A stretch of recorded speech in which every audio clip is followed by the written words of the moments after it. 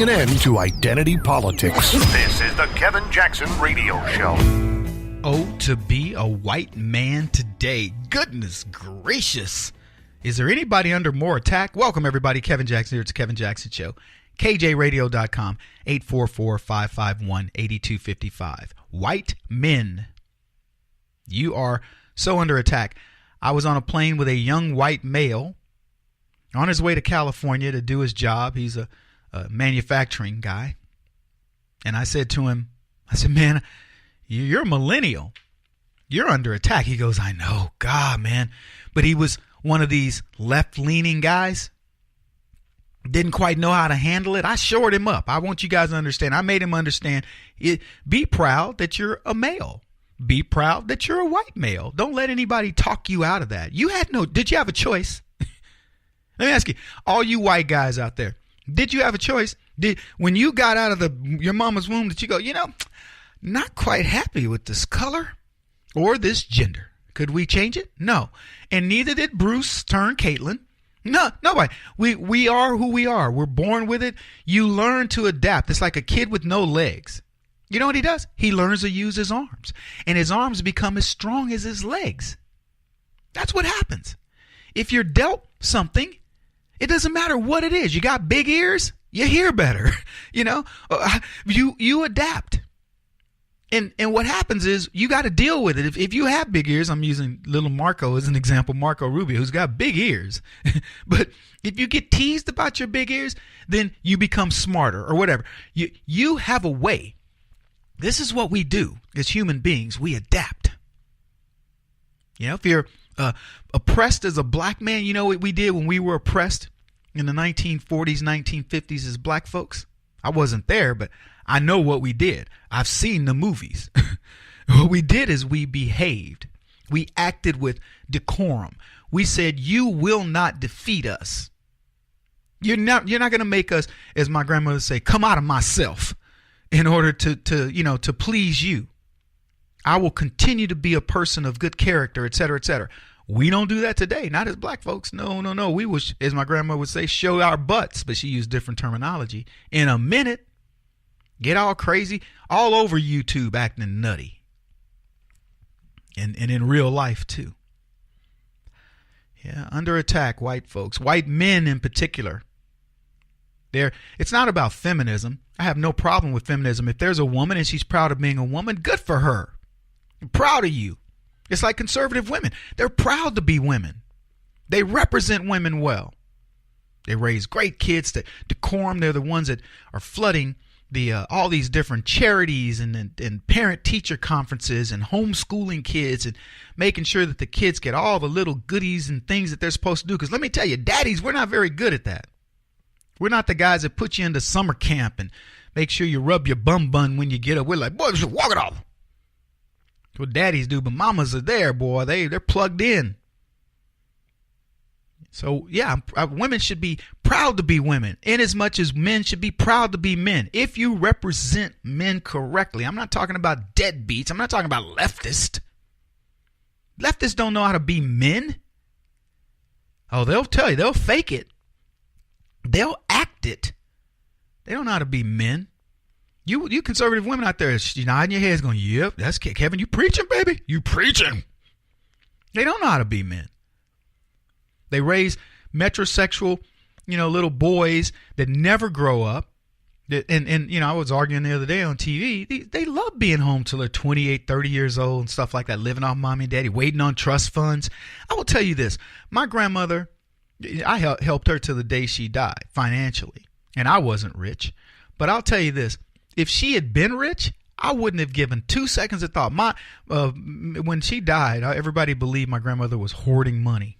And I was like, I knew what she made her entire life. There was no way she was hoarding money. She would have had to be a financial genius. She would have had to been the mistress of Warren Buffett. You know what I'm saying? There's just no way. And so my uncles are like, trying to figure out. And so one of my uncles made the comment, well, we got to make sure, Kevin then doesn't do that, implying that I was going to be the one dispute, and probate over my grandmother's will. And I was like, look, I don't know why he would say that. I don't care. I have relatives now who have money. I hope they live to, I wish, quite honestly, they outlive me. I don't want a nickel. I don't look for, would it be a surprise? Yeah, I had a friend recently that just got a $35,000. It was a family split of a when somebody died. And inheritance. Thank you. I was going to figure it out. I was right there, but you beat me to it. Anyway, and he got $35,000 of newfound money. Could I use $35,000 of newfound money? Absolutely. But I didn't, I wasn't like, "Whoa, man, you so lucky. Yo, somebody died and you got money." That is so morbid. Totally morbid. Anyway, that's not even what I was going to talk about. I want to talk about William H. Macy and the SAG Awards, because Macy, he came out later and he was upset because he says men are under siege. Do we have the clip? Thank you, my fellow actors. That was not planned. Anthony and Aziz and Larry and Sean and Mark, good to see you again.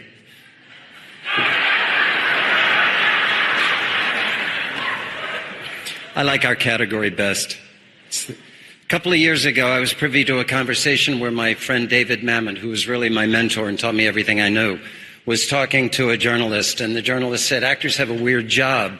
We just tell lies for a living." And Dave Mamet said, no, an actor's job is to tell the truth. And after a confused conversation, the journalist finally said, "Well, I think we're saying the same thing." But they weren't.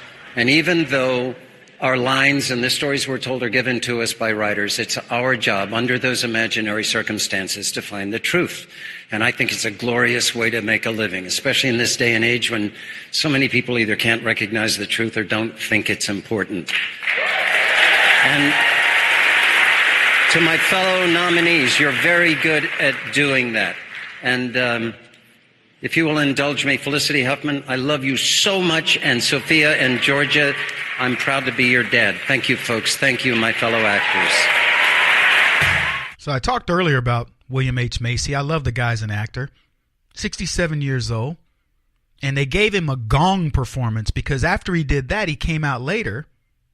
He'd been honored for the series he's got on Showtime called Shameless. I've never seen it. I'm always curious about him because he's a good actor. I put him in the top 100 for me. He's not top 10. But he talked about it's a glorious way to make a living in Hollywood. And it was veiled. You could tell it was veiled. It's a glorious way to make a living. He's saying, you know what, we're living the dream.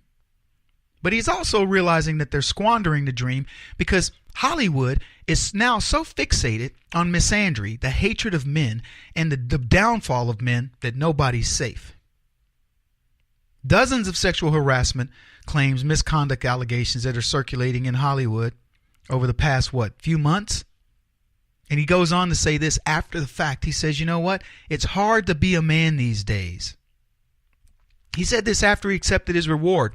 And when you go back and you listen to that speech, you can almost feel when he thanked his daughters underneath there. He thanked Felicity Huffman. He's saying, look, guys, you know what type of person I am. I mean, I'm not saying he's under any allegations of that, but he's going, where does this end? Why can't we just do our jobs? We have an amazing thing here in Hollywood. We get to, and I love how he talked about it bringing, people say you guys are liars. He says, no, we're bringing truth to these characters. I'll give him that. And if you leave it in that context of Hollywood and say, yeah, you people get to come out and bring people to life. You get to make me like the bad guy, Anthony Hopkins, because I cheered for Hannibal Lecter many times. But the truth is, in real life, I don't cheer for that guy. You make me cheer for him in Hollywood, but I'm not going to cheer for a guy that kills people. Because the truth remains the truth. In Hollywood, you can turn a line to the truth. But not in real life. In real life, truth is truth. And he says this. He went on to say, I think a lot of us feel we're under attack. We need to apologize, and perhaps we do. And perhaps we are. But we'll keep talking. To repeat, I'm blessed that I'm in this business. That's a cautionary tale to say, look, guys, do you want to ruin what we have here? You're ruining this. He's not taking full responsibility. He's not saying it here. Perhaps we do, and perhaps we are. The perhaps are the key words. Perhaps we do, but perhaps we don't. Perhaps we are, but perhaps we aren't. But he knows he's got to couch that in Hollywood because people will take it the wrong way and then career over. He's saying to Hollywood, when are you going to end this nonsense? Because you need to. Back in a bit.